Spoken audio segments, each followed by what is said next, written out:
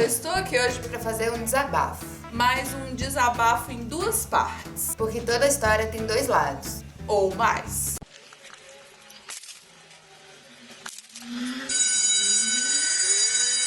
A ideia desse vídeo surgiu quando eu vi no Facebook da Ju uma mãe falando mal, meio criticando sobre a questão do dever de casa. Eu não vou entrar aqui no mérito da questão se a escola deve passar dever de casa, se não deve passar dever de casa, porque esse pra mim não é o assunto do vídeo. O assunto do vídeo é a questão da conexão família com escola. E aí estamos aqui com uma mãe e uma professora, uma mãe de 4, todos na escola. A Ju recentemente também teve algumas questões com escola para lidar e a gente conversa bastante sobre isso em vários momentos da vida dos meninos. Você já teve muito problema com escola dos seus filhos? Já tivemos muitos problemas. Assim, eu dei aula há alguns anos da minha vida. E antes de ter filho, eu tinha uma percepção do que era o meu trabalho em sala de aula e tinha uma percepção de como as reclamações dos pais chegavam até mim. Então, quando eu tenho um problema na escola, por mais sangue nos olhos que eu fique às vezes, eu sempre tento uma empatia com a pessoa que está ali cuidando das crianças, porque eu sei que a realidade de sala de aula é muito difícil, é desafiador. Falando como professora, e aí também você já foi, você pode falar, não é que a gente não aceite tudo que fala. Eu vou dizer por mim, mas eu acho que a maioria dos professores é assim. Eu adoro receber críticas. Eu acho que é importante a família fazer críticas. Mas existe uma diferença entre uma crítica construtiva e uma crítica feita para falar mal. E além da questão da crítica, eu acho que existe assim, eu vou falar pela realidade da minha turma. Eu tenho uma turma com 33, são 33 famílias, são 33 pais que vão pensar de uma forma sobre dever de casa, sobre o lanche da escola, sobre a conduta do professor. São 33 famílias diferentes, com pensamentos diferentes. E eu sou uma professora, eu amo o que eu faço, eu adoro dar aula, só que eu nunca vou conseguir atender esses 33 pais nas necessidades deles, da forma como eles acreditam que deve ser a educação. E um grande detalhe, assim, você vai para uma escola particular, por exemplo, que tem uma pegada X.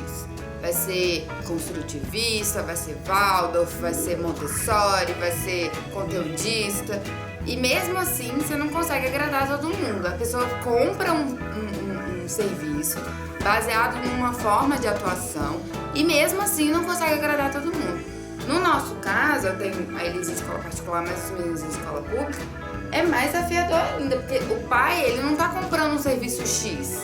Porque cada escola, a gente segue o MEC, não é? Segue uma linha de programação, mas as condutas são individualizadas das escolas.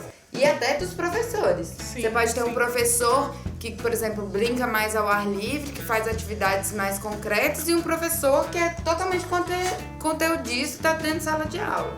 Além de lidar com famílias de diversas classes sociais, porque às vezes acontece, e diversas configurações, você ainda tem que lidar com um sistema que não é caixinha. É importante a crítica, mas a crítica ela tem que ser também dos dois lados. E aí vou entrar do lado do professor com a família. Eu vejo essa luta assim de pais falando mal da escola, aí a escola falando que falta a família, e eu já escutei e escuto esse discurso muito que as famílias estão desestruturadas, o problema é na família. E não adianta, é um discurso que não adianta. Uma vez eu escutei uma professora falar assim: é o seguinte, a gente tem como mudar a família? De maneira geral, não tem. Então a gente vai fazer o que cabe a nós dentro da sala de aula. Se o menino não aprende da maneira X, a gente vai procurar a maneira Y. E é nisso que eu acho que cabe a relação família-escola. Eu acho que é um jogo de empurra-empurra. É a família culpa a escola porque não segue aquilo que a família acha que é importante. E a escola diz que não é responsabilidade dela porque o menino vem mal educado, com os problemas ou com as defasagens de casa. E na verdade o que falta é todo mundo pensar naquilo focando na solução e não no problema. A gente tem o foco no problema. O problema é da família, o problema é da escola, o problema é do professor, o problema é do lanche, o problema é disso. E ninguém foca na solução, ninguém vai para uma conversa de busca de união, de integrar o processo. A gente tem o costume, o brasileiro tem o costume de achar que o público é menos, né? É fim de linha. Que tudo que é público é fim de linha, porque não funciona, não presta, é tipo o que sobra, né? Como mãe de criança de escola pública, eu vejo isso de uma forma totalmente diferente, assim. Justamente porque é uma escola pública. Ela é uma escola muito mais aberta, porque tem gestão democrática, né? Então você tem votação para diretor, por exemplo, é feita entre professores e pais. É um lugar que politicamente e ideologicamente é muito mais aberto para a gestão dos pais. Muito mais aberto para que os pais possam chegar e conversar e dialogar sobre as possíveis trocas, né? As possíveis mudanças. E ser razoável, né? Porque eu acho assim, não adianta também a gente se pegar uma coisa e querer defender aquilo com unhas e dentes até os finalmente, tirando coisas que sejam exatamente de lei, né? Então, o que for referente à lei, beleza. Mas, por exemplo, essa questão, tem que passar dever de casa ou não tem que passar dever de casa, eu sou completamente contra. Tudo bem, mas você vai lá na professora, conversa com ela e também escuta. Eu tenho 33 alunos, cada aluno reage de uma forma diferente, cada família vai pensar de uma forma diferente. E eu acredito em uma coisa. Então, assim, são vários jogos, não adianta você se pegar numa coisa e dizer, isso é o certo e os outros que estão fazendo diferente são errados e eles são ruins e enfim. E assim, eu sempre que eu falo lá, que eu fui pra escola, que eu fui falar com a professora e tal, eu sempre falei assim, eu entendo o seu lado, eu entendo que é ter 20, 30 crianças nessa faixa, sozinha na maioria das vezes, porque não é todos as professoras, nem escola particular, nem escola pública, que vão ter um auxiliar dentro de sala, né?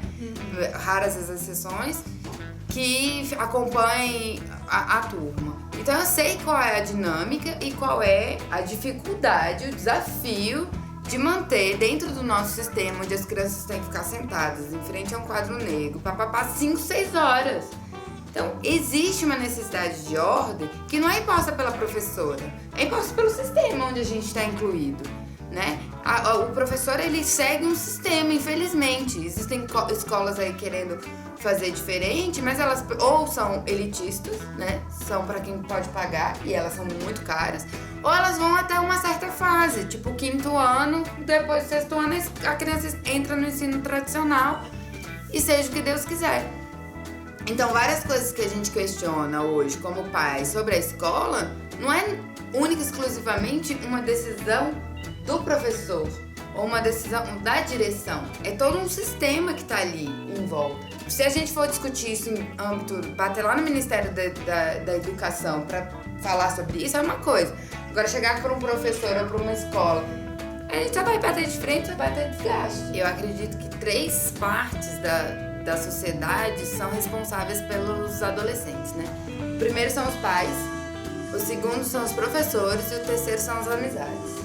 Então, se você pensar que na primeira infância, na segunda infância, vai ter pai e professor, e aí na segunda infância, já para pré-adolescência, entra a grande influência dos amigos, essas duas primeiras pontes, que são as maiores, tem que ter acordo, tem que sentar junto e dialogar.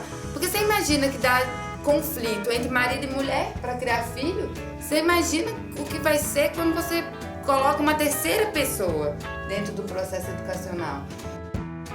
Então, se você, até para se comunicar com o professor ou para se comunicar com a escola, é agressivo, o seu exemplo é de agressividade. Você já perde, para mim, muita da razão e muitos dos pontos aí, se você não consegue dialogar.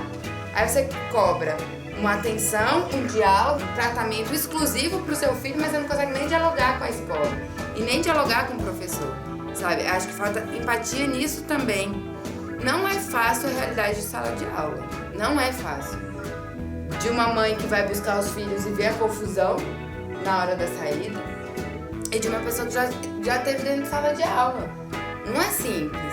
E seria maravilhoso se a gente pudesse agradar todo mundo, eu acho. Mas não é a realidade. E outra coisa, agora isso vai mais pro âmbito humano. As pequenas atenções, elas fazem diferença. Eu aprendi que todo mundo tem algo a ser agradecido por, né? Então começa pelo que você pode agradecer aí dessa história do filho e tal, da escola, da conduta, e depois disso que você acredita que pode melhorar. E também, assim, se responsabilize pela melhora, eu acho. Que é o que faz grande diferença. Assim, nisso que eu gostaria que mudasse, o que eu também posso ajudar pra que mude? Porque não adianta só reclamar, virar as costas e pronto, acabou. Enfim, esse é o vídeo, espero que vocês gostem. Deixa seu like se você gostou, comente aí o que é que você acha, mas comente amorosamente, tá? Comunicação não violenta. Comunicação não violenta. E é isso aí, vamos unir família e escola, assim, com um grande amor. Para sempre. É mais gostosinho. E vamos fazer a diferença É isso juntos. Beleza? Tchau. Beijinho. Tchau.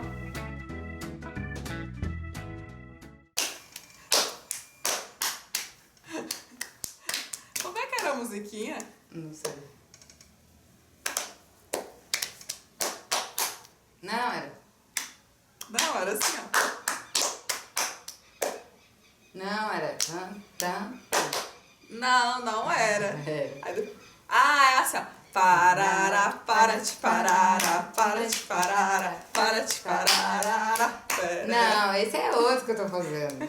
Whatever.